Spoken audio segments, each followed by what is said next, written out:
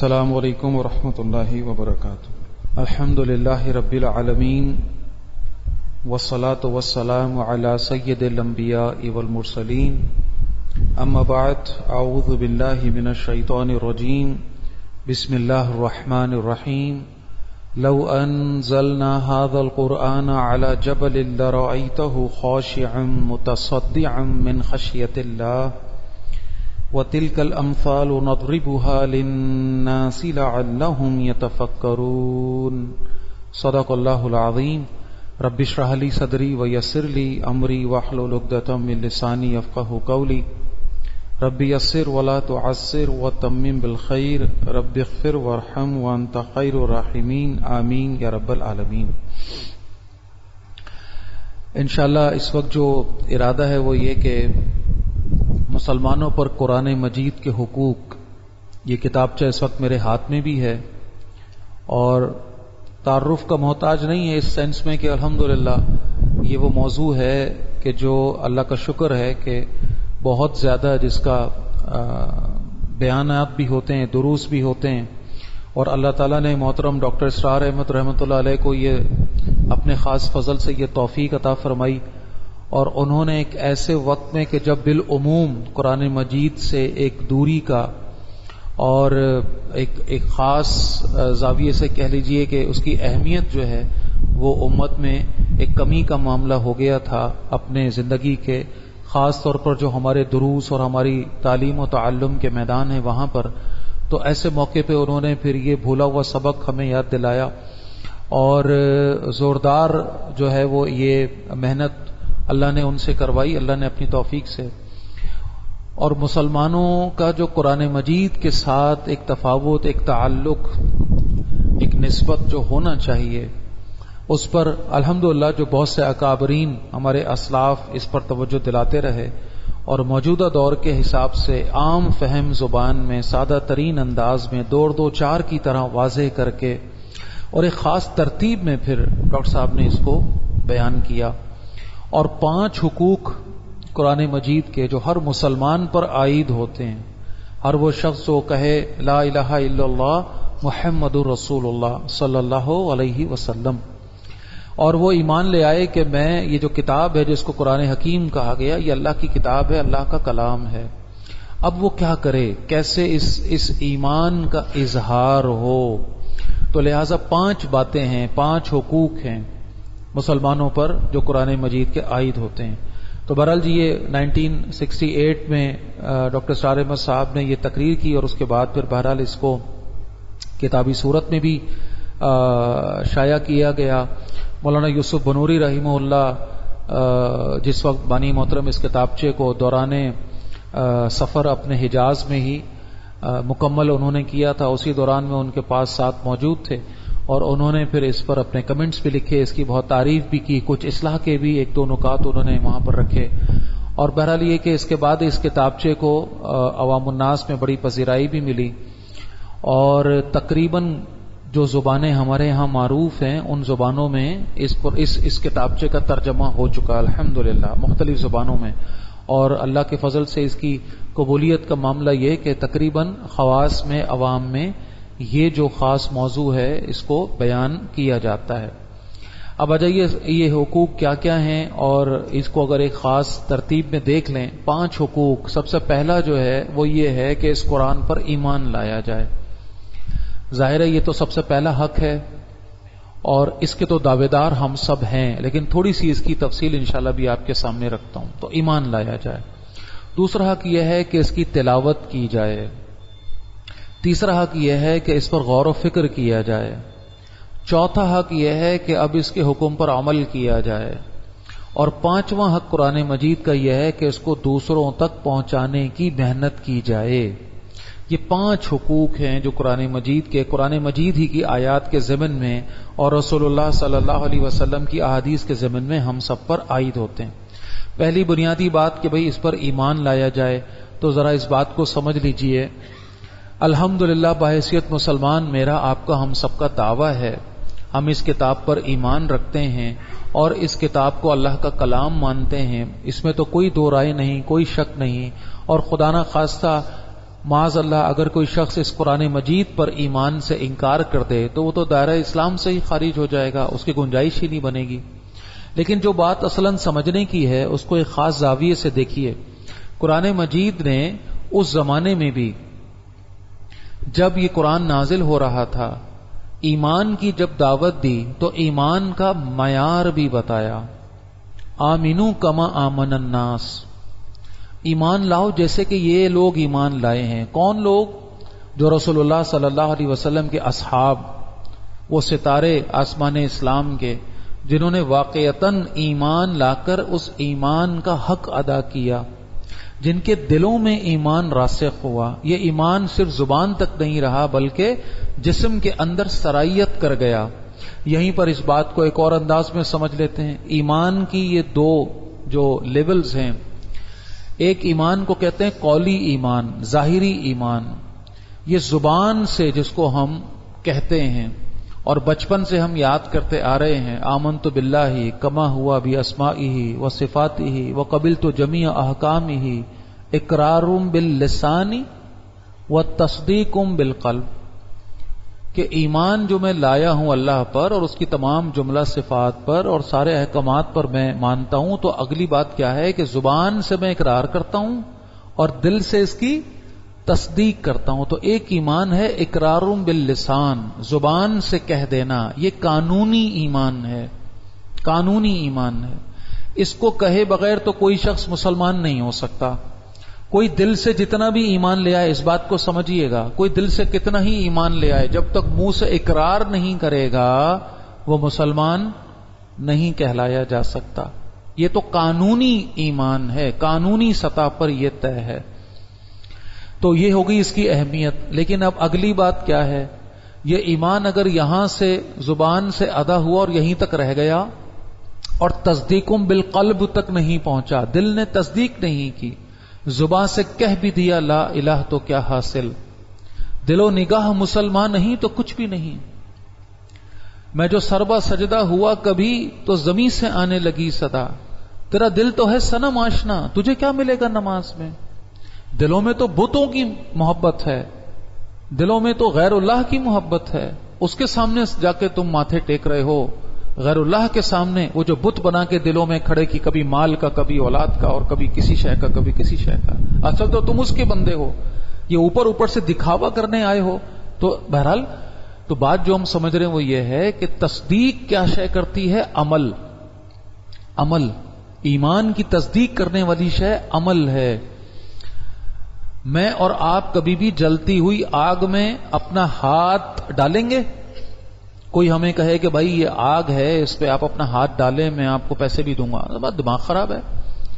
کون بے وقوف ہے جو جلتی ہوئی، کیوں آگ میں کیوں نہیں ڈالو؟ کوئی کتنا ہی آپ کو کہے کہ ڈال دو کچھ نہیں ہوگا، لیکن کوئی ہم میں ایسا بے وقوف نہیں ہے، کوئی اتنا پاگل نہیں ہے کہ آگ میں اپنا ہاتھ ڈالے، کیونکہ سب کو اس بات کا یقین ہے کہ آگ جلاتی ہے۔ ہم میں سے کوئی ایسا ہے جس کو اس بات پر یقین نہ ہو؟ سب کو یقین ہے نا، حق الیقین ہے، ایکسپیرینس بتاتا ہے، مشاہدہ بتاتا ہے، زندگی جتنی ہم نے گزاری ہے اس بات کو ہم سمجھ چکے ہیں، آگ کا کام جلانا ہے۔ اچھا کیا ہوا تھا جب ابراہیم علیہ السلام کو چوائس دی گئی کہ یا تو آگ میں چلے جاؤ یا توحید سے پیچھے ہٹ جاؤ، شرک کرنا شروع، معاذ اللہ، کیا کیا ابراہیم علیہ السلام نے؟ آگ میں داخل ہو گئے۔ یہ تھا یقین سے یقین کا ٹکراؤ۔ یہ آگ جلاتی ہے، لیکن اس آگ کو جلانے کی صلاحیت کس نے دی ہے؟ اللہ نے دی۔ اللہ چاہے گا تو جلائے گی، ورنہ نہیں جلا سکتی۔ تو بات کو سمجھیے، یہ جو یقین انسان کے اندر آتا ہے نا، یعنی ایمان ہی ہے وہ، لیکن ایمان کو عرف میں ہم، یعنی جب وہ یقین کی کیفیت میں آ جائے، تصدیق بالقلب، قلبی ایمان، اصلی ایمان، دل والا ایمان، تصدیق والا ایمان۔ میں صبح شام ترانے پڑھتا رہوں، نماز فرض ہے، نماز فرض ہے، نماز فرض ہے۔ کوئی مجھ سے کہے بھائی نماز، ارے بھائی نماز تو سب سے پہلے ہے، نماز تو فرض ہے، نماز کے بغیر تو کوئی مسلمان ہی نہیں ہے، اور سارا دنا، اور جب نماز کا وقت آئے تو میں ادھر ادھر ہو جاؤں، نماز ہی نہ پڑھوں۔ کیا کہیں گے آپ ایسے شخص کے بارے میں؟ ہم اس کو کیا کہتے ہیں؟ منافق۔ یہی تو نفاق ہے۔ اور جو نفاق جب انسان کے اندر آئے اور خدا نہ خواستہ اس کے قول اور فعل میں تضاد آ جائے، یہی وہ شے ہے یعنی زبان تک ہے یہ ایمان، دل تک نہیں پہنچا، تصدیق تک نہیں پہنچا. کل قیامت کے دن ایسے لوگ مومنوں کے ساتھ نہیں ہوں گے بلکہ منافقین کے جو ہے گروہ کے ساتھ ہوں گے، بدترین عذاب میں ہوں گے. اللہ ہمیں محفوظ فرمائے. تو ایمان کوئی بھی ہو، اللہ پر ہو، اللہ کے رسول پر ہو، اللہ کی کتاب پر ہو یا آخرت پر ہو، جس پر بھی ہو، قلبی ایمان چاہیے. تو بھائی پہلا حق جو قرآن مجید کا ہمارے اوپر عائد ہوتا ہے تو جناب علی کیسا ایمان، کون سا ایمان؟ قلبی ایمان. قرآن جھنجھوڑتا ہے یا ایھا الذین آمنوا آمنوا باللہ ورسولہ، اے ایمان والو ایمان لاؤ اللہ اور اللہ کے رسول پر اور اس کتاب پر، اس نور پر جو اللہ نے نازل کیا ان کے ساتھ. ایمان لاؤ. کون سا ایمان؟ ایمان والوں سے کہا جا رہا ہے ایمان لاؤ. عجیب بات لگتی ہے نا. میں اپنے اسٹوڈنٹس کو سمجھانے کے لیے یہ بات کہ بھئی قرآن کی جو آیت ہے سورہ نساء کی، کتنی عجیب آیت ہے یہ. اے ایمان والو ایمان لاؤ. یعنی آپ سمجھیے، میں اگر یہ کہوں یہاں جتنے ساتھی ہیں وہ سب لوگ جو بیٹھے ہوئے ہیں وہ بیٹھ جائیں. اب آپ کو یہ سن کر کتنا عجیب لگے گا، ہے یہ کیا ہو گیا بھائی؟ وہ سب لوگ جو بیٹھے ہوئے ہیں بیٹھ جائیں، تو سن کر بھی عجیب لگ رہا ہے. تو قرآن کا یہ حکم، اللہ کا یہ حکم بظاہر عجیب ہو لیکن بڑی حکمت آمیز ہے، بڑا سیدھا سیدھا دو چار. اے ایمان والو ایمان لاؤ.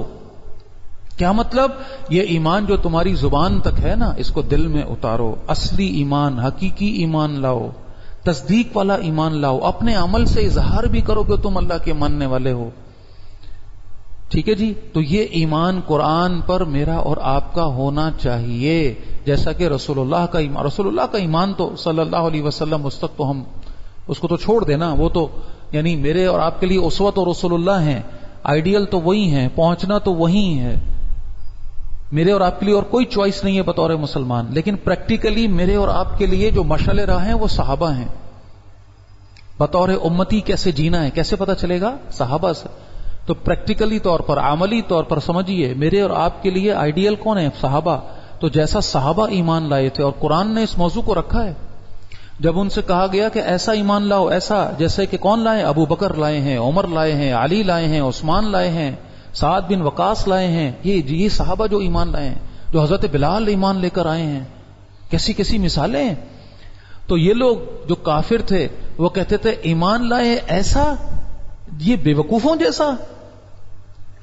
تو یعنی جو واقعتاً ایمان لے آئے اور عمل سے اس کا اظہار کرے تو وہ تو دنیا والوں کی نظر میں بے وقوف مانا جاتا ہے، پاگل سمجھا جاتا ہے. میں آپ کو ایک چھوٹی سی مثال دوں، عجیب لگے گی شاید. میں آپ سے کہوں کہ ایک صاحب یہاں سے جا رہے تھے سامنے والے روڈ پر اور ان کے ہاتھ میں موبائل تھا اور وہ مستقل موبائل دیکھتے ہوئے چلتے چلے جا رہے تھے. کسی کو حیرت ہوئی یہ بات سن کے؟ حیرت ہوئی کسی کو؟ اس میں حیرت کی کیا بات ہے؟ چل رہے تھے تو بڑا احسان تھا، ورنہ ہم تو دیکھتے ہیں کہ جناب علی وہ کار چل رہی ہے، ایک ہاتھ میں اسٹیئرنگ ہے اور آنکھیں کہاں ہیں؟ موبائل پہ. اللہ ہی چلا رہا ہے. کہاں مریں گے، کہاں کس کو ماریں گے کچھ نہیں پتا. اسپیڈ میں کار جا رہی ہے اور موبائل ایسے. موٹر سائیکل چلا رہے ہیں، ایک ہاتھ سے ہینڈل پکڑا ہوا ہے، ایک ہاتھ میں موبائل پکڑا ہوا ہے. یعنی یہ بات سن کر کوئی تعجب ہی نہیں ہو رہا نا کہ ایک صاحب جا رہے تھے اور ہاتھ میں ان کے موبائل تھا اور موبائل دیکھتے. اچھا اب میں آپ سے کہوں جی، ایک صاحب یہاں سامنے سے جا رہے تھے اور ان کے ہاتھ میں قرآن تھا اور قرآن پڑھتے ہوئے جا رہے تھے. حیرت ہوئی سن کے؟ حیرت ہوئی نا؟ ایسا کہاں ہوتا ہے بھائی؟ ایسا تو نہیں ہوتا، ایسا تو نہیں ہوتا. ہمیں تو ایسا کچھ نظر نہیں آتا کبھی. ایک آدمی موبائل پڑھتا ہوا جا سکتا ہے تو قرآن پڑھتا ہوا نہیں جا سکتا. چلیں اب اس بحث میں نہیں الجھ رہے کہ اس میں صحیح غلط. میں تو سمجھانے کے لیے عرض کر رہا ہوں. یہ جس طرح سے اس موبائل پر ہمارا ایمان ہے آج، اس کے ساتھ جو ہماری محبت ہے، جو تعلق ہے، چمٹے ہوئے ہیں باقاعدہ اس کے ساتھ ہم. حالانکہ قرآن نے تو کیا بات کہی مجھ سے اور آپ سے؟ وَاعْتَصِمُوا بِحَبْلِ اللَّهِ. چمٹ جاؤ کس کے ساتھ؟ اللہ کی رسی کے ساتھ. اور اللہ کی رسی کیا چیز ہے؟ اللہ کے نبی نے وضاحت فرما دی، ہوا حبل اللہ المتین. یہ قرآن، یہ اللہ کی رسی ہے. اور کیا الفاظ ہیں! یہ اللہ کی رسی ہے جس کا ایک سرا اللہ کے ہاتھ میں ہے. ممدود الی السماء الی الارض. من السماء الی الارض، لٹک رہی ہے آسمان سے زمین کی طرف. اس کے بعد اور کیا بات رہ جاتی ہے؟ ایسی رسی جس کا ایک سرا اللہ کے ہاتھ میں نہیں.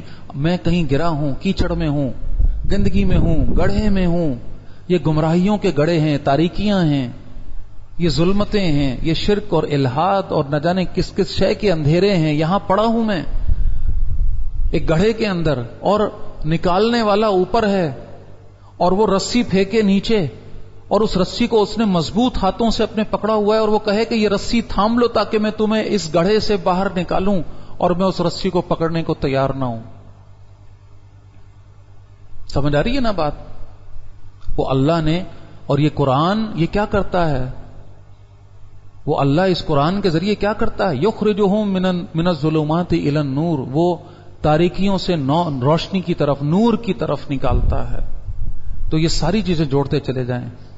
اور اسی کو ایک اور انداز میں جو قرآن بار بار ہمارے سامنے رکھتا ہے، میں اگر اندھیرے میں ہوں، راستہ گم ہو گیا، میرا بھٹک گیا، جس کا راہ بھٹک جائے، راستہ گم ہو جائے، اسے کیا کہتے ہیں؟ گمراہ. گمراہ، جس کی راہ گم ہو گئی، جس کا منزل مجھے جہاں جانا تھا میں بھول گیا کہاں جانا ہے.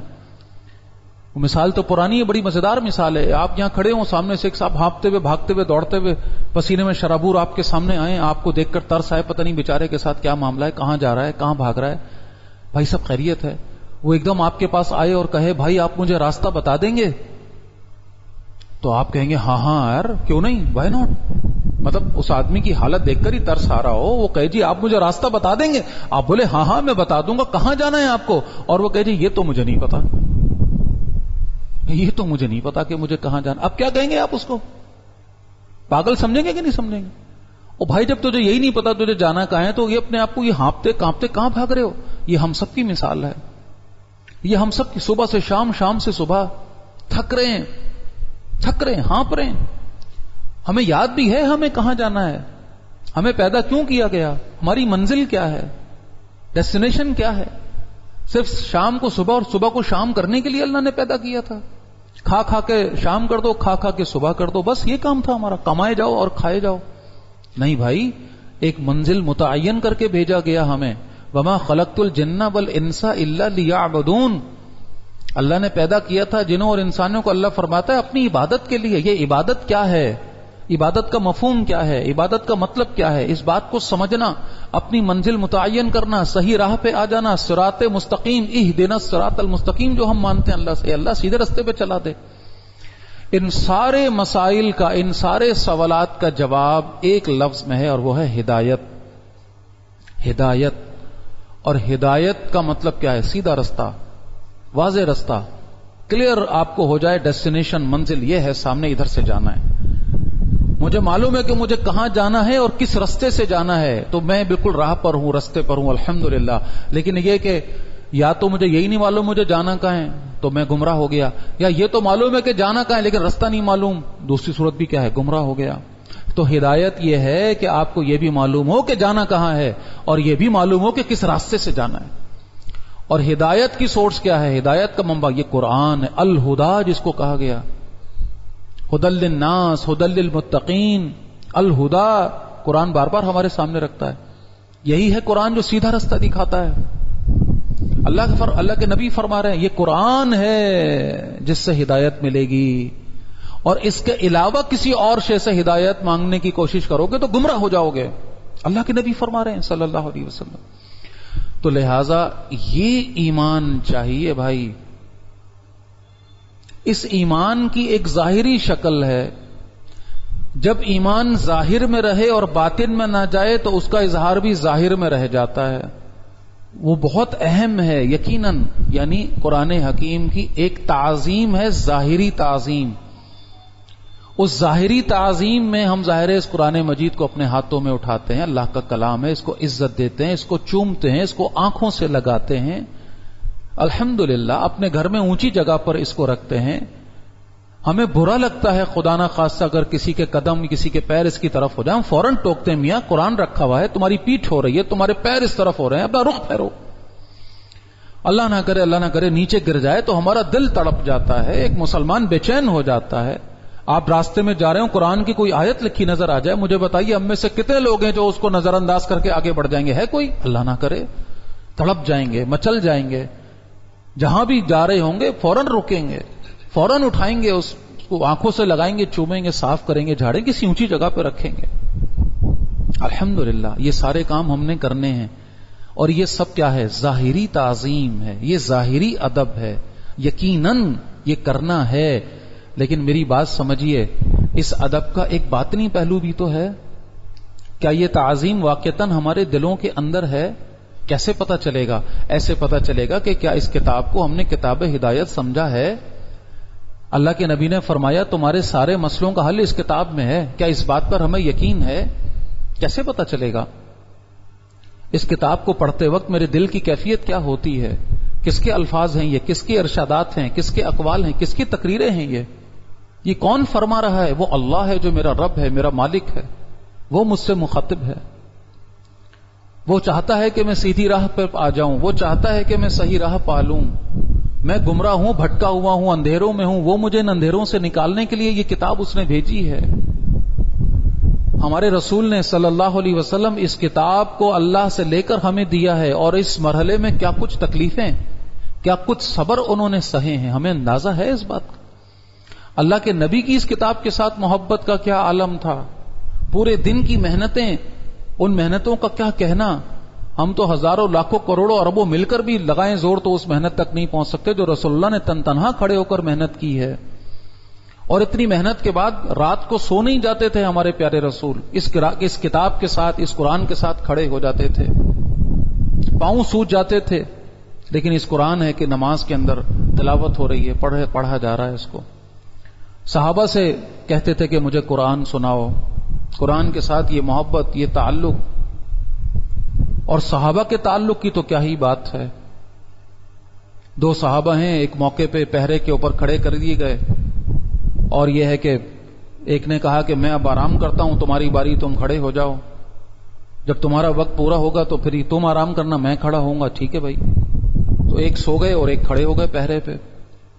یہ تھوڑی اونچی جگہ پر تھے، ایک دشمنوں کی ٹولی کہیں سے گزری، انہوں نے دور سے کھیولا رات میں دیکھا، تو یہ چیک کرنے کے لیے کیا انہوں نے تیر مارا، تیر آ کے لگا، سیدھا پیوست ہو گیا۔ اچھا، انہوں نے نیت مان لی تھی نماز کی، کہ کھڑے ہوئے، انہوں نے کہا کرنا کیا ہے، نماز کی نیت مان لی، نماز، کھڑے ہو گئے، نماز پڑھ رہے ہیں۔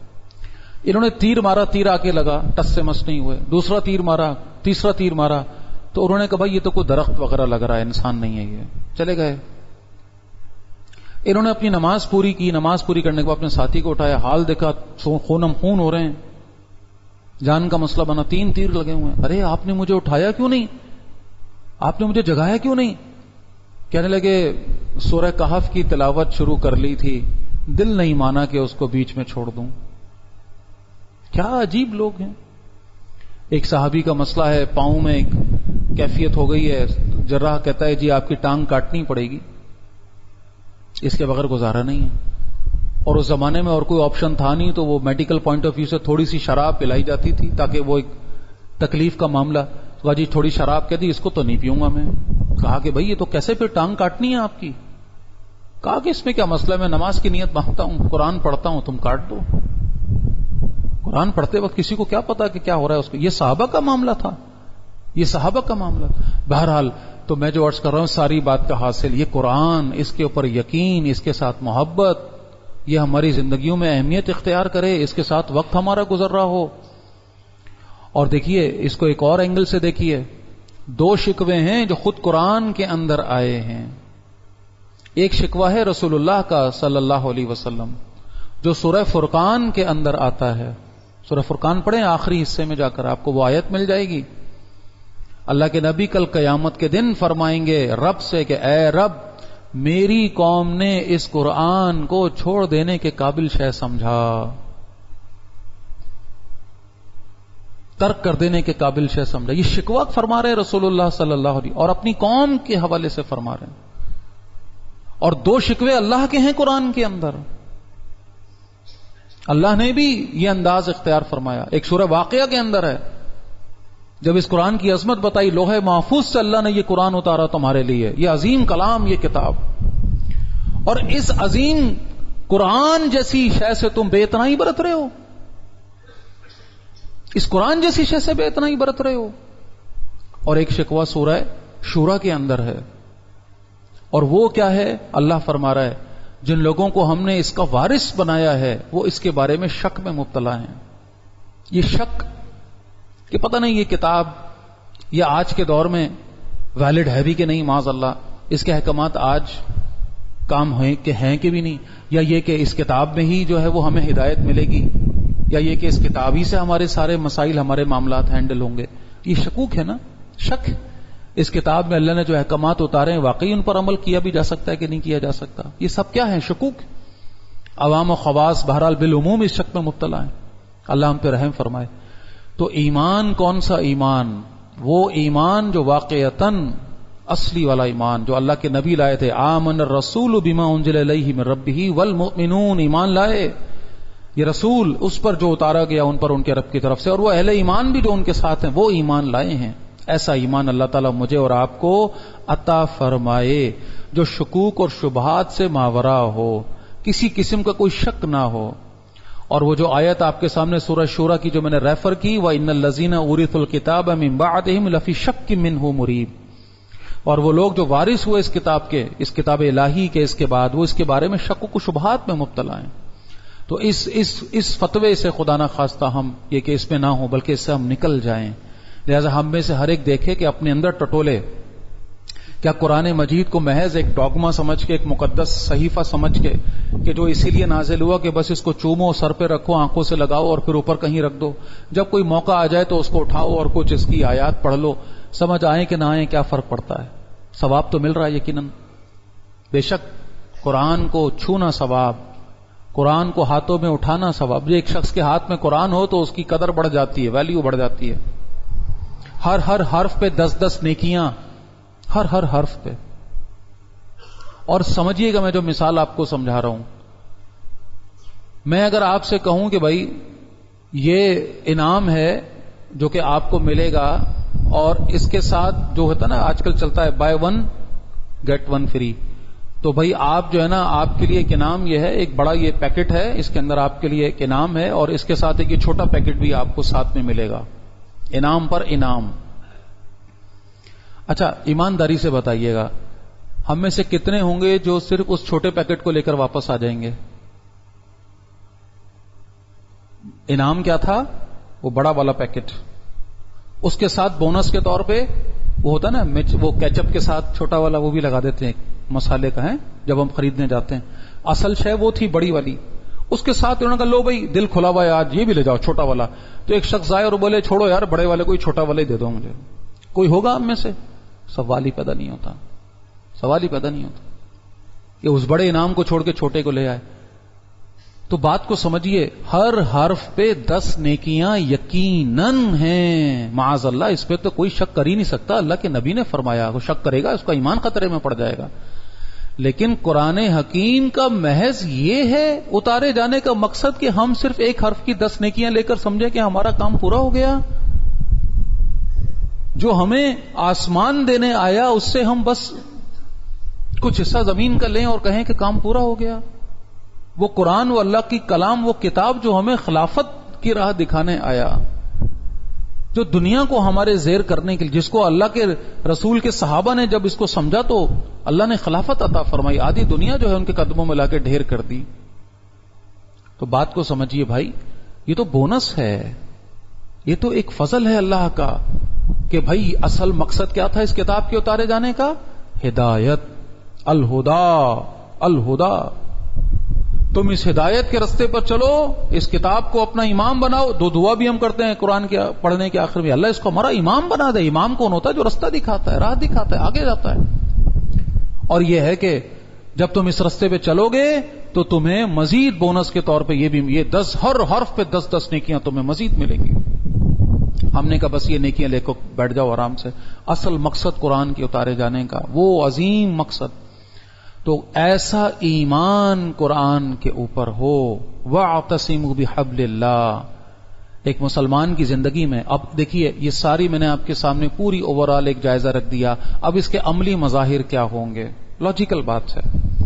واقعتاً اس کتاب کی اگر اہمیت میرے دل میں ہے، یہ ایمان میرے دل میں ہے، یہ یقین میرے دل میں ہے، تو خود بخود اس کا جو دوسرا حق ہے وہ کیا تھا بھائی؟ تلاوت. مجھے بتائیے اگر واقعی میرا یہ ایمان کا لیول ہے اس قرآن کے اوپر، تو میرا کوئی دن گزرے گا اس کی تلاوت کے بغیر؟ بلکہ اصلاً تو بات یہ اللہ مجھے اور آپ کو ایسا ایمان عطا فرمائے کہ میرا وہ وقت جو قرآن کے بغیر گزرے گا مجھے بے چین کر دے گا، مجھے تڑپا دے گا. میں تو اپنے کاموں کو سمیٹ کر جلدی جلدی کر کے دوڑوں گا، لپکوں گا کہ اللہ کی کتاب اٹھاؤں اور اس کو پڑھنا شروع کر دوں. اپنے وقت کو مینج کروں گا، ہر جگہ کو، ہر چیز کو سمیٹوں گا تاکہ زیادہ سے زیادہ وقت اس کے ساتھ میرا گزرے. صحابہ 7 دن میں پورے قرآن کی تلاوت فرما لیا کرتے تھے. یہ جو 7 منزلیں بنی ہوئی ہیں قرآن میں آج تک الحمدللہ ہم دیکھتے ہیں، یہ 7 منزلیں صحابہ کرام کی تقسیم ہے 7 دن میں.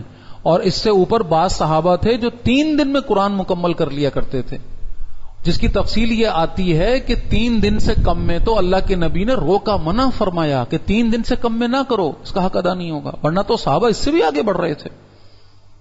چلیں 3 دن والا تو بہت عظیمت کا معاملہ. عام عرف یہ ہے کہ صحابہ کا معاملہ کہ 7 دن میں قرآن کی تلاوت مکمل.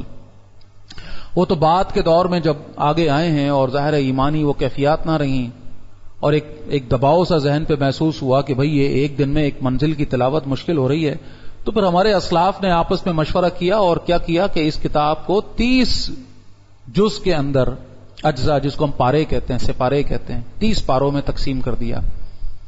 اور ان سپاروں میں تقسیم کرنے کا محض ایک مقصد تھا، وہ یہ تھا کہ اچھا بھائی چلو 1 ہفتے میں نہیں پڑھ پا رہے تو کیا کرو، 1 مہینے میں پورا کر لو.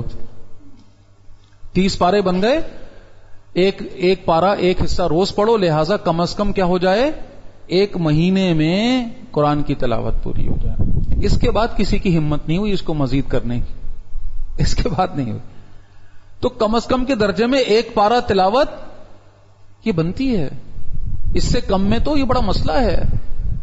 اس سے کم میں تو ہم اگر کہیں کہ ہم مسلمان ہیں، اس کتاب پر ایمان رکھنے والے ہیں، اور پھر ہم بتائیں کہ روزانہ 1 پارا تلاوت ہم نہیں کر رہے. اللہ مجھے بھی توفیق عطا فرمائے، اللہ ہم سب کو یہ بات سمجھائے. اس کے بغیر تو ایمان برقرار ہم رکھ ہی نہیں سکتے، ہم اپنی روح کو زندہ رکھ ہی نہیں سکتے، اللہ کے ساتھ تعلق بنا ہی نہیں سکتے. سمجھے ہم اس بات کو. بہرحال یہ ہے کہ تلاوت، اچھا پھر اس تلاوت کے ساتھ ظاہر سی بات دیکھیے، جس ساری چیزیں گھوم کے اس پہلے نقطے پہ جاتی ہیں، ایمان. اس کتاب سے محبت اگر ہے تو کیا میں اس کتاب کو غلط پڑھ رہا ہوں اور میں پڑھتا رہوں گا؟ نہیں بھائی، جس سبجیکٹ سے ہمیں محبت ہوتی ہے اس کو پڑھنا سیکھتے کہ نہیں سیکھتے؟ اس کی ساری ٹیکنیکل ٹرمز کو سیکھتے ہیں کہ نہیں سیکھتے؟ ہمارے سامنے کوئی انگریزی غلط تلفظ کے ساتھ، غلط پروننسیشن کے ساتھ بولے کتنا برا لگتا ہے ہمیں. ہم کہتے ہیں ہاں عجیب آ گیا، کیسے انگریزی بول رہا ہے، اس کو یہ لفظ ہی بولنا. کیوں؟ انگریزی سے بڑی محبت ہے نا. کیوں محبت ہے بھائی؟ معذرت کے ساتھ 2 روٹیاں لگی ہوئی ہیں اس کے ساتھ، انگریزی کے ساتھ 2 روٹیاں لگی ہوئی ہیں، مجبوری ہے، سیکھنا پڑے گی. بہرحال یہ الگ ٹاپک ہے، میں انگریزی سیکھنے کے مخالف نہیں ہوں، میں سمجھانے کے لیے عرض کر رہا ہوں کہ وہاں تو پھر ہم کیسے اس کی اہمیت اور وہ سب. لیکن بھائی جس کے ساتھ جنت لگی ہوئی ہے، قبر لگی ہوئی ہے، اللہ کی رضا لگی ہوئی ہے، یہ قرآن، اس کی زبان. چلو زبان کو سیکھنا سمجھنا تو اگلا مرحلہ ہے، کم از کم اس کو صحیح تلفظ کے ساتھ پڑھنا، تجوید کے ساتھ، صحیح مخارج کے ساتھ. تو تلاوت کی جائے اور صحیح مخارج کے ساتھ کی جائے. کیسے ہوگا؟ سیکھ کر، وقت لگانا ہوگا، تھوڑی سی ہمت کرنی ہوگی. بچپن میں قاری صاحب نے پڑھا دیا تھا، بس وہ لے کے چل رہے ہیں، غلطیاں کر رہے ہیں تو غلطی کرے چلے جا رہے ہیں. پوری زندگیاں قرآن پڑھتے چلے گئے اور صحیح مخارج کے ساتھ نہیں پڑھا. باقی وہ تو اللہ ہے، وہ اپنی شان کے مطابق، نیتوں کے مطابق، وہ اس کی مرضی، جس کو معاف فرمائے، جس کی پکڑ فرمائے، جس کو چاہے جو فیصلہ کرے. معاذ اللہ، کوئی اللہ کو مشورہ دینے والا بھی نہیں ہے، کوئی بتانے والا نہیں ہے. لیکن میں تو اصولی بات کر رہا ہوں کہ ایک شخص جو زندگی بھر قرآن غلط پڑھتا رہا، سمجھیے اس بات کو، اس کا حق بنتا ہے کہ اس پر اس کو اجر ملے گا. اتنی غفلت، اتنی لاپرواہی، دنیا جہان کی چیزیں تو تم سیکھ لیتے ہو. کبھی کوئی اسکول نہیں گیا ایک شخص، کبھی اس نے 2 اور 2 3 اور 4 اور 5 نہیں پڑھا، لیکن کیسا حساب کرتا ہے کہ نہیں کرتا؟ کیسے سیکھا بھائی؟ کیسے یہ پیٹ ہے نا، سب سکھا دیتا ہے. کیسے وہ سبزی کا حساب لگا کے ابھی آپ کہتے جی 1 پاؤ یہ دے دے، 1 کلو یہ دے دے، ½ کلو یہ دے دے، 4 یہ دے دے، 5 وہ دے دے. اور ابھی آپ اسی ششو بنج میں ہوتے ہیں کہ اچھا خاصا پڑھا لکھا آدمی دیکھ رہا ہوتا ہے کہ کتنے بنیں گے، وہ بتاتا ہے جی اتنے ہو گئے 640 ہیں. واہ بھائی، کبھی اسکول نہیں گیا، اس کو تو یہ بھی نہیں پتا 2 کیسے لکھتے ہیں 3 کیسے لکھتے ہیں. اس کو تو نوٹ کی پہچان ہے، بس اس پہ 5 لکھا ہوا ہے، اس پہ 500 لکھا ہوا ہے، اس پہ 1000 لکھا ہوا ہے. پڑھنا نہیں آتا اس کو. کیسے سیکھا بھائی؟ یہ کیسے حساب کتاب آ گیا؟ اس پیٹ نے سکھا دیا. جب انسان کسی شے کو اہمیت دیتا ہے نا، پھر وہ سیکھتا ہے. اپنے سارے کام ہم سب سیکھتے ہیں کہ نہیں سیکھتے؟ کتنی مشکل کام ہے ڈرائیونگ کرنا، آدمی سیکھتا ہے کہ نہیں سیکھتا ہے؟ بڑے بڑے ٹرک چلا رہتا ہے، جہاز اڑا لیتا ہے، کیا کچھ کر. جب سیکھنے پہ آئے، جس چیز کو اہمیت دے. ایک یہ قرآن ہی ہے معاذ اللہ لا وارث، معاذ اللہ، جس کو سیکھنا، جس کو پڑھنا صحیح طریقے سے، اس کے لیے وقت نہیں، اس کے لیے ٹائم نہیں. اللہ کا کلام، اللہ کی کتاب، غلط پڑھ رہے ہیں، پڑھے چلے جا رہے ہیں. آئین پڑھنا نہیں آتا، قاف پڑھنا نہیں آتا، ہا پڑھنا نہیں آتا، اور قرآن پڑھ رہے ہیں. اور قرآن تو غلط پڑھ رہے ہیں، جو نماز میں پڑھ رہے ہیں وہ بھی غلط پڑھ رہے ہیں. بہرحال تو احساس ہمارے اندر ہو، صحیح طریقے سے تلفظ کے ساتھ صحیح ادائیگی. اس کے لیے عمر کی کوئی قید، جس عمر کے حصے میں بھی ہے.